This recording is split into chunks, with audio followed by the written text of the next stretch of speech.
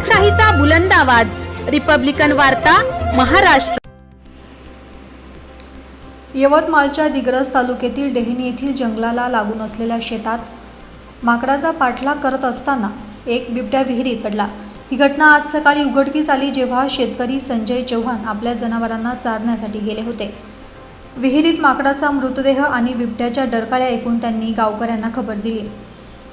घटनेची माहिती मिळताच पुसद वन विभागाची रेस्क्यू टीम घटनास्थळी दाखल झाली। अखेर सायंकाळी 5 वाजता अथक प्रयत्नानंतर बिबट्याला सुखरूपपणे विहिरीबाहेर काढण्यात आले। या रेस्क्यू मोहिमेत वन विभागाचे मुकबीर शेख, वैष्णवी प्रधान, वनरक्षक गब्बर राठोड, गंगाधर पडोळे, शीलवंत धाडसे, पवन लांगडे तसेच मजूर सिराजखा पठाण आणि घनश्याम राठोड यांनी महत्त्वाची भूमिका बजावली। या घटनेच्या ठिकाणी बिबट्याला पाहण्यासाठी ग्रामस्थांनी मोठी गर्दी केली होती।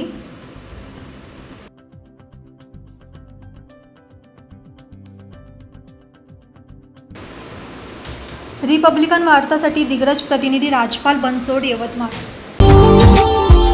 Subscribe now and press the bell icon. Never miss an update.